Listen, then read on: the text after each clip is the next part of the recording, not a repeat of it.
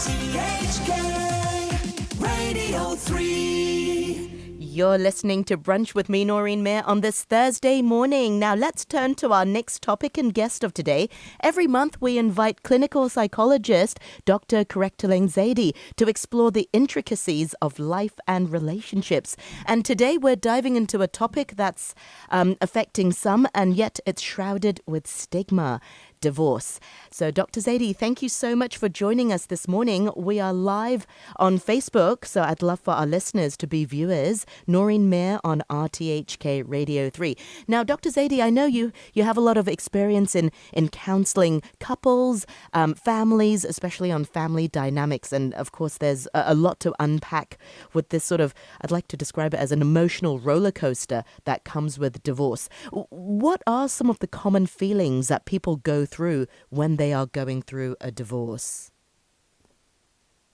Well, look, a divorce is a big transition in people's lives, and you do go through, as you describe it, a roller coaster of life changes and emotions, definitely, for sure. So various emotions that come into play while you're going through this, and it is, I guess, sometimes the divorce comes as a surprise to one party, or the end of the relationship comes as a surprise to one of the people. The others, it is a journey where they've kind of come to it together and said, this is the best way forward. And for others, it is very much that, we are going to stay in this regardless, but it isn't working for one or the other, and it becomes quite toxic and difficult for them.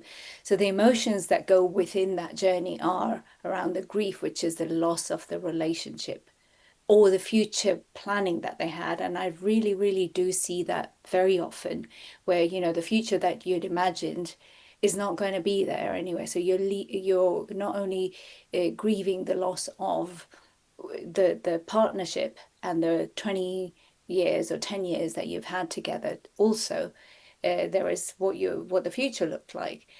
Definitely anger. If it is, especially if it's a surprise, you can imagine, right, that it is towards their partner, towards themselves, or towards a situation that has led to this separation, especially if you're not prepared. Shock, again, right? Because you don't know, you didn't see it coming. Then, I go was ahead, going to go ahead, say you agree? blindsided, because you're right, and Yeah. I've spoken to perhaps friends or guests who've come on the program to talk about this topic before. For some who don't come to the decision of divorce together, blindsided, it came out of nowhere, and then, of course, as you mentioned, the anger that comes with it. And sometimes before that, the guilt. Why didn't Yeah. I sort of spot the signs, or why wasn't, or, perhaps it was somebody who had lashed out before. Why did I behave in an unacceptable way? And then you're right. And then afterwards, it's like, well, why didn't they tell me sooner so we could have worked on it? And then the guilt then very quickly leads to the anger.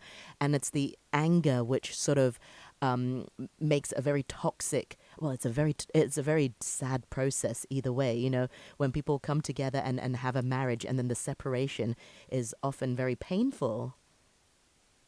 Yeah, Yeah, agreed. And and then there is, as you said, then there is also the fear of unknown, financial instability, yes, loneliness, all of that uncertainty.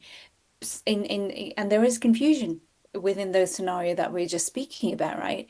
That, what could I have done better? What led to this? You're just, one partner is it's just like a trying to loop. catch up, and the other one is Yes. out of, yeah, the other one is out of the door already.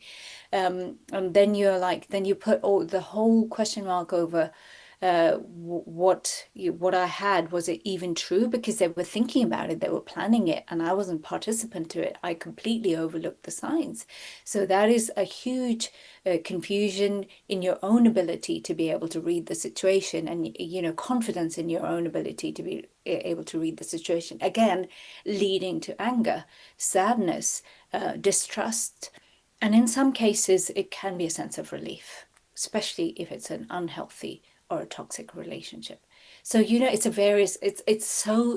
a whole spectrum of emotions that people go through within Exactly. this journey. And of course, also the rejection to have somebody you love and placed all the faith, so much faith in, that rejection is often very painful. And you pointed out so well the unknown. I think a lot of the times, especially with some of the ladies I've spoken to, it's like, will I ever find? This is later on. This isn't often never the first question, but later on when semi-acceptance sets in, will I ever be able to find someone else who I can have that companionship? And perhaps we'll revisit that a little bit later. How can people, what sorts of strategies do you have for people coping with the ups and downs of a divorce? In my experience, and what is actually helpful is, in my professional experience, it is just being able to find somebody that you trust, somebody that you can be open and honest with and be vulnerable with, and be able to process this grief, loss, new identity, the transition, and being able to separate the ending of the relationship doesn't, the ending of a marriage doesn't mean that there is an end to this relationship, because it is an end to a particular partnership that you're going through. Now, sometimes friends, you can have a couple of friends that you can really reach out to who are going to be able to help with this, because it is difficult for friends not to be able to have an emotional reaction to this and have an opinion. And it is important to be able to create that space where you're able to make the decisions that are going to be the best ones for yourself and your family, because you know your situation better than anybody else. And people with friends, family members with all of their best intentions sometimes can have an impact on how that plays out. And of course, they're on your side. And of course, their emotions are also playing out in this dynamic. So it is being able to find that person, those people that you can just download to and are able to then have the clarity as to what you want to be able to do. Now, I mean, it's important to, as I say, find that neutrality. If you can within the friend group, family group, great. If not, then it is important to find that person that you can talk to professionally.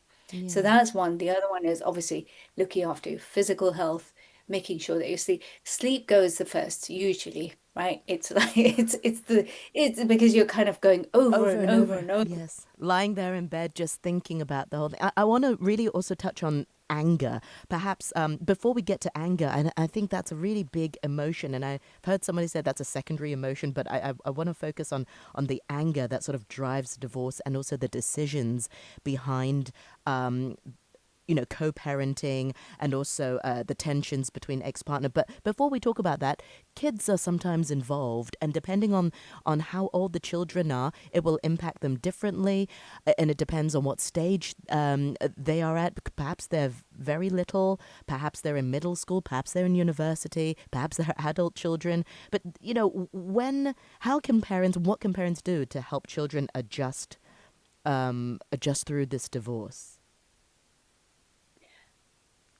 It's very important to be able to sit together and be able to tell them together. Age appropriate, developmentally appropriate message needs to be given to them. Because you've got to remember that the two of you are separating as partners. You're not separating. You're not going to be their parents. Your mum is always going to be the mum. Dad is always going to be you're always going to be their parent. And you've got to remember that when children are involved, and this can be really difficult. You and I are both parents. We know sometimes we're also human beings. However, this is the time when it is so important that both of you sit down together and give them the message that this is something that's between the two of us. We're always going to be your parents, and we love you, and this is not your fault. And I think I might have mentioned this before, where a couple of years ago, a 16-year-old came to the office, and I was the first person who said to him, this is not your fault, right? And he was like, no. I always felt it was my fault.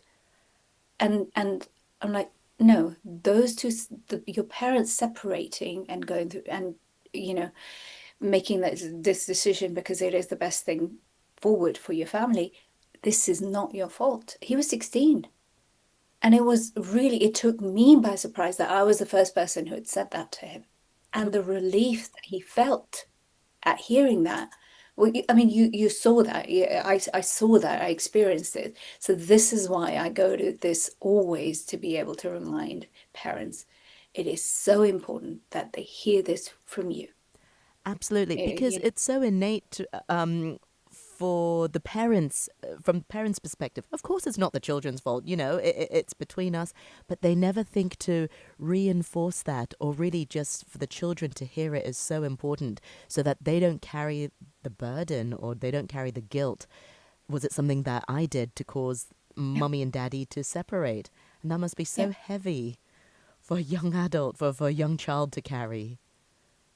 Yeah, imagine if a 16-year-old wasn't able to kind of make that connection, right? That, of course, it's implied that it's not your fault.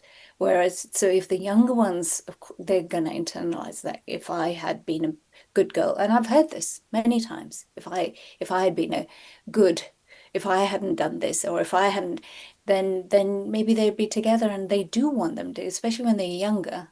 I think, not even just younger, most of them in their minds want to be able to, you know, for the ideal is that both of them can get back together somehow. And if I can do something to help that, Of course, then yeah. facilitate that. So it's on me, my responsibility. That's what we don't want to put the burden on the children. So now I want to talk about sort of the anger, and this is a big emotion that can inform many decisions after or during a divorce. Yeah, Parents are yeah, sometimes angry at each other. They might say or do yeah. things to deliberately hurt each other. Sometimes that plays out in front of the children. It, what sorts of an impact will that have on the children? If daddy perhaps bad mouthing, the mum, or the mum bad mouthing the dad in front of the children, or just saying negative things about each other in front of the children. How can they really refrain from that? Because looking at it from the outside, of course we shouldn't do it, but when you're in this situation, it's not so easy to control yourself, especially when you know your ex-partner has another partner, or something like that. How can adults be the mature ones? What have you seen from your experience? I've seen all and various variations of, the extremes of that for sure, for sure.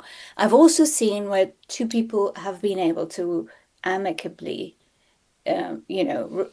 be able to work through this as well and try to protect the children. So putting the children first, I know it's hard, but thinking about that, it's not their fault. This is a decision that, or this is something that's going on between the two of us as adults. And it is our responsibility to protect the children from the impact of the conflict that we are having. It's not the divorce that impacts the children, it's how that conflict plays out. As you said, it's the anger. And how do we then not try not to do all of these things? So when one parent is talking badly about the other parent, you've got to remember that that child is half you and half the other parent. And when you're speaking badly about the other parent, you're talking, the child is now saying that this part of me is bad. They internalize it and they're like, this is not a good part of me, right? So you're asking them to basically choose. Not only are you making them feel bad that there's something wrong with you, the other part of that is that you're asking them to choose me. You're putting them in a loyalty bind. And a child has a right to be able to love both of their parents individually, independently of what's playing out between the two parents as they are going through their separation and divorce, and as they're separating. And the family dynamic is changing. So we call that loyalty bind. And the other one is, which I often see, is parentification, which is the child takes on the responsibility of being The taking care of the parent. emotional, yes, emotionally responsible to be able to take care of them. Because, and I've heard this very recently from a 6-year-old who's like, but I have to make sure that mummy is happy. So I have to be there, and I can't see my dad because of it, for example. That's how they verbalize it. That's how they take on that responsibility. And it is heartbreaking to hear it, because she has a right to be able to have both the parents in her life and have that experience. However, when she sees mummy crying so much, then it's like, well, if I see dad, it's going to make her even more sad. So I shouldn't. It's my responsibility to make sure that she's happy and she's not crying. Wow. So that's what it is. So it's real. It happens. I know that people are angry, but we are the adults here, and we have to put in uh, some form of uh, emotional regulation to manage that anger, which is hard. I'm It's not so hard. dismissing. Yeah, it really, really is. When that anger sort of, you see red, so it informs all the decisions you make, Yeah. and the tension. Time really flies. I didn't realize we've only got 3 minutes left. There's a lot. I think we need a divorce topic part two. I don't want to rush through all of them. Perhaps we can talk. A part of it is also then, if you're happy with yourself or you feel better with yourself, that it's rebuilding of the self. You've come together as a couple and now you're separating. What sorts of steps are important for somebody to take in order to rebuild their life during and after a divorce? How can we make ourselves feel good again? And that should hopefully make us feel less angry, less hard done by. It's not easy, don't get me. It's much easier said than done, and really, really, acknowledge that. And it's real hardship for people to go through this. But how can we rebuild our lives during and after divorce?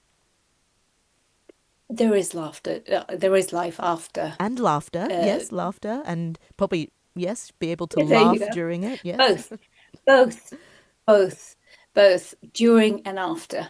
The process during, and especially the beginning and how you manage that, is really, really tough. It depends how it came about.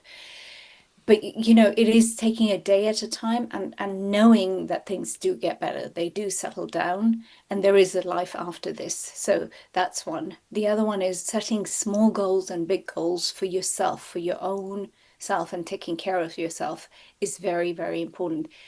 Honestly, seeking professional independent help is part of that. And being able to have a support system and being part of that is also very important, because it is important that to manage that anger, somebody is there to hold your hand through it and be able to call you out that this is, look at how this could impact your child, which sometimes, You gets need missed. someone to tell you, yeah. Yeah, and being able to manage the financial part of because this is where the anger comes in the most. It's the finances that kind of can play out quite severely and negatively. And most importantly, being patient with yourself and knowing that this is going to end. The end date could be a year, 2 years. This is a process you're going to go through. Have faith in your own ability to be able to cope with the adversity. It may feel like that. So there is an end to it. It is temporary.